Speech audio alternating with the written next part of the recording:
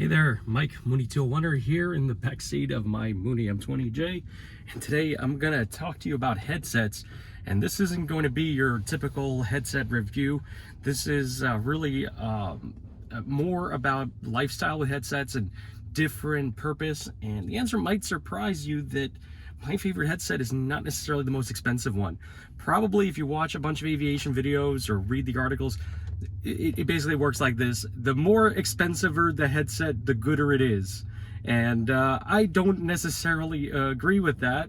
So I want to tell you the real inside scoop, having had some of these headsets for over 10 years now. I've had my M20J for over 10 years. Actually, this David Clark's I've had it for probably 13 or 14 years. So quite a long time. And there's a little bit more to it than you might expect. So let's dive into it and look at it headset by headset, and then I'll give you my overall impression. So over here I have my very first headset. This is a David Clark. Wish I could tell you the model number. It's the most popular one, but they don't make it very clear. Here it is. It's the H10-13. They've made it forever. They continue making it forever. This thing is timeless and bulletproof. It's just missing the mic muff, but I've got a new one I forgot to put on. But otherwise, awesome headset. It fits comfortable. The mic is very bendy and adjustable. So this is a great headset, and it was my first one. It was recommended to me that for a beginner pilot, this is the way to go. And I completely agree with that. This headset has been through more than any of my other ones, in and out of a flight bag as a student pilot, plugging it in, unplugging it, plug it in, unplug it, plug it in, unplug it. And despite how much, wear and tear this headset got going in and out of flight bags, in and out of rental airplanes, it's in one of the best shapes of all of my headsets. So I am truly, and I truly do admire the quality of these headsets. They come with a 5-year warranty and they last forever. It is a headset that I highly recommend, and I will get back to that when I compare all of them to each other. The biggest downside to this headset is the volume. You're going to find that you're going to keep the volume at max. The ability to turn down the volume is pretty much useless because the headset itself is quiet, but not that quiet, and the radios in the airplane are not that loud. So you're going to find yourself using this thing to about the max. And even with young ears, I had a hard time hearing it and I had to keep it up. And with older ears, that might be even more challenging. So the biggest downside, bit of a noisy headset. All right, next I've got this piece of junk. I don't even know what it is. It says something like Nav Data Technologies on it. It was the cheapest headset I can get at Aircraft Spruce, and it looks like an imitation David Clark, but this thing is a piece of junk. If the David Clark is noisy, this is even worse. This thing squeezes and clamps uncomfortably. This one has had the least use of all of my headsets, and it's the most worn out. The paint's all chipped off, the screws fall out all the time. The main reason I got this was I needed a 4th headset for passengers in my airplane. Normally I'm flying with 1, 2, 3 people. It's very rare I fly with 4, so I kind of figured if I'm getting a 4th headset, it doesn't need to be anything that good. And truth is, I kind of regret getting that cheap, like to save 50 or 100 bucks compared to David Clark. This ended up being my most worthless headset, and it really is. So if there's one thing I'm going to recommend right away, is don't go for the bottom of the bottom when you're buying a headset. You're better off renting, borrowing, using the junky one that they have than to waste your money getting the bottom of the bottom, because it breaks, it wears out, and you can't hear it well. So definitely don't recommend going subpar on headsets. However, for the very occasional passenger, I'm talking about like once in a year, this thing may have been only used about 10 times in the history of my plane. It's good, it's okay for that, but it is terribly worn out for what it is. Next over here, I've got my Bose headset. I got this when I bought the Mooney, so that means I've had it for 10 years. And it's a very good headset, but it also has some caveats. So the pros: this is by far the quietest headset I've ever had. The active noise reduction does work.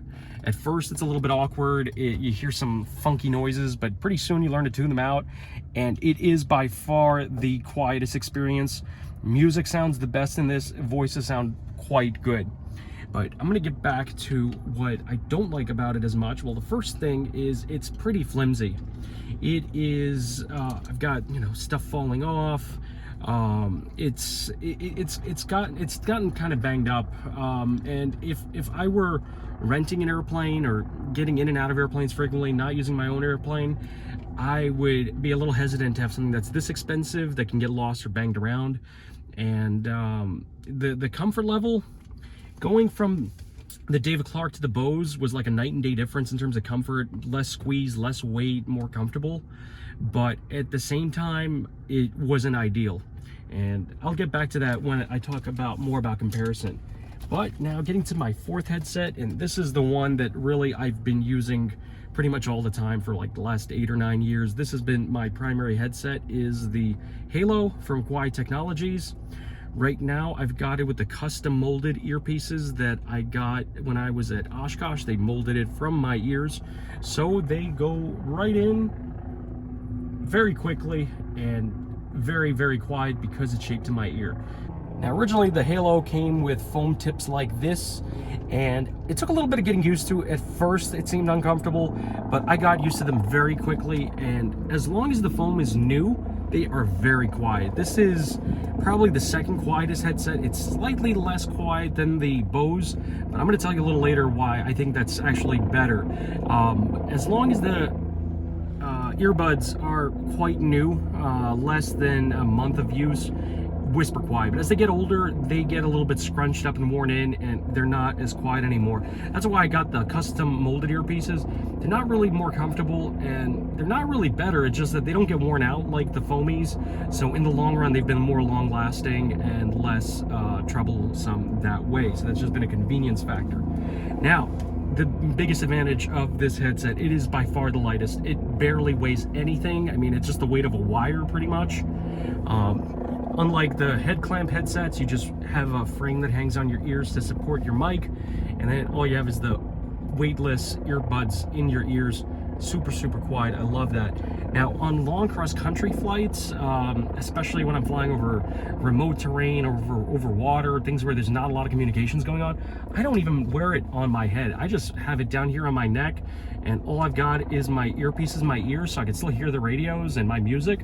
And this is down here once in 30 minutes when I gotta accept a handoff from ATC. I'll just pick up the mic with my hand, talk into it, drop it back. I'm not even wearing a headset on those 5-10 hour flights for most of the time because that's more comfortable. Now let me talk about comfort of wearing. The David Clark, in my mind, is like a 1 hour headset. You can wear for an hour, you don't really notice, it doesn't bother you, it's pretty reasonable. But after 1 to 2 hours, that's going to get heavy on your head, it's going to be squeezing you and be giving you a bad hair day. The junky generic headset, same or worse. The Bose, when I started doing cross country in the Mooney, I was impressed. The Bose was a lot lighter, less squeeze, less uncomfortable, but that's for up to about 3 to 5 hours. Going up to 3 to 5 hours, this makes a big difference compared to the Bose, to the David Clark headset, more comfortable. But going 5 to 10 hours, going on super long cross-country flights non-stop that this Mooney's allowed me to do, that's where the Halo really shines. Having something on your head squeezing for 8 or 10 hours straight, even if it's that awesome Bose headset, which is really quiet and is a good headset, does get uncomfortable. This is so much lighter. This is the only headset that I can wear on a 10-hour flight like that. For example, 9 hours flying from Denver nonstop back to New York, or 11 hours flying from New York to San Marcos, Texas, nonstop. Having a lightweight headset like this was the thing that allowed that to happen without having to land and take the headset off and get some air. Now, another major benefit of this headset, and the reason that I cannot go back to a head clamping headset, is because I wear glasses. Now, whether I'm wearing sunglasses or regular glasses, I'm wearing glasses all the time, and any headset, including the Bose, squeezes on those glasses and makes them uncomfortable, and it makes them less noise resistant because a little bit of the sound comes around the ear seals. The Halo headset is the only headset that you can wear with glasses completely unobstructed. That just makes a night and day difference for me.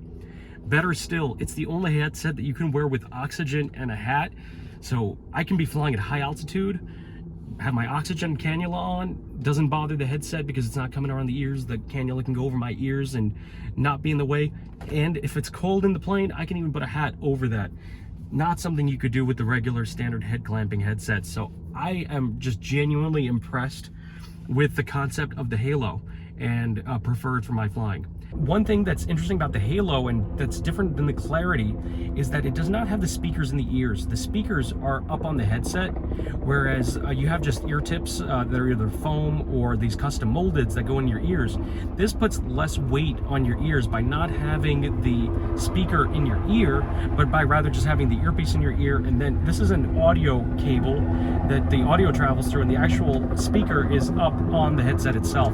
This makes the earpiece lighter and puts the weight back on the frame, which is a very good feature and makes me like this headset better than when I tested the Clarity headsets. And I know Bose released something similar and they also put the speaker in the ear, but that's why I prefer the Halo style by putting the speakers away and just using the audio tube to deliver the sound to your ears.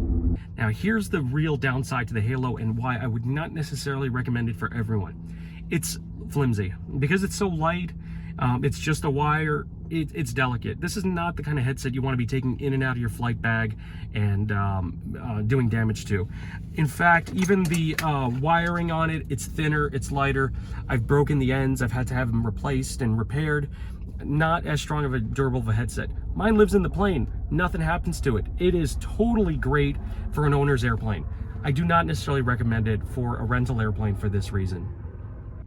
Now, when it comes to voice clarity, I would say the Halo is #1. I found that this is the headset that you hear the voices in the best. I found that I hear ATC better with the Halo than the Bose even. So even though the Bose is quieter and the music quality on the Bose is fantastic, the Halo music is a little bit worse. The sound is not quite as ideal. You don't hear all the notes as well and things like that. But when it comes to hearing your neighbor talking to you or ATC, this is the headset that it really sounds like someone is there. You forget you're wearing a headset and you genuinely feel like you're talking to someone right there in person, especially over the intercom. So for that reason, as a pilot's headset, I would definitely rate the Halo as the #1. For a passenger, like for my wife, she has one of these as well. She prefers that it's lighter and doesn't mess up her hair.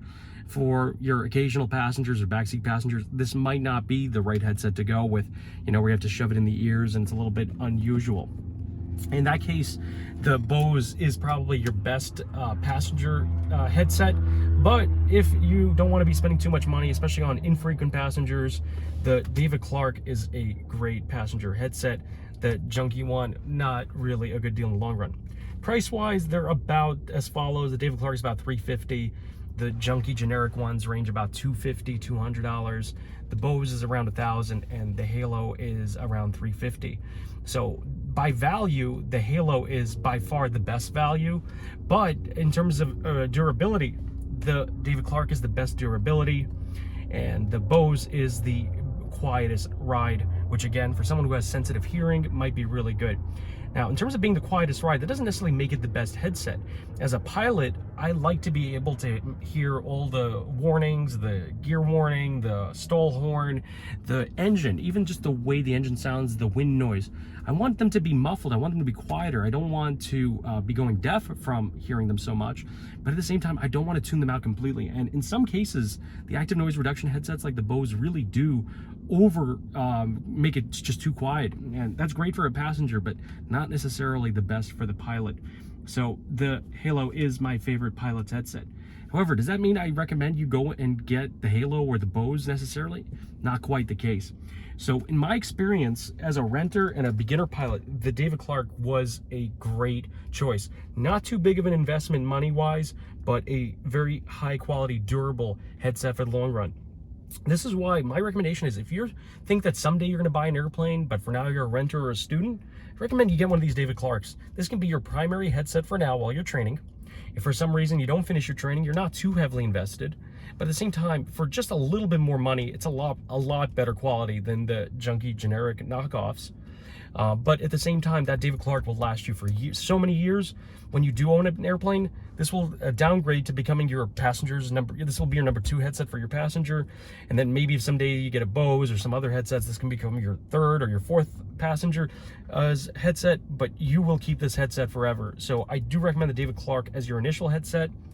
The Bose is a great passenger headset, especially if you have a wife, girlfriend, family member, someone who has sensitive hearing and really gets bothered by the noise and needs a quieter ride.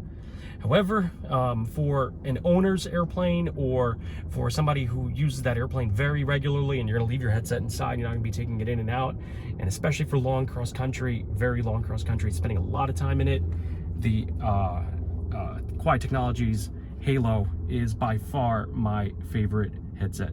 So I'm not getting sponsored by any of this. I don't care to make money on headsets. Aviation and headsets are not my business. It's just my passion and my hobby. So I'm happy to share my personal experience and preferences on headsets with you. Feel free to leave a comment. Let me know, what is your favorite headset. I know some people swear by the Lightspeed Zulus or the Clarities and things like that. But when it comes to headsets, that was my preference. Thanks so much for watching, and see you next time.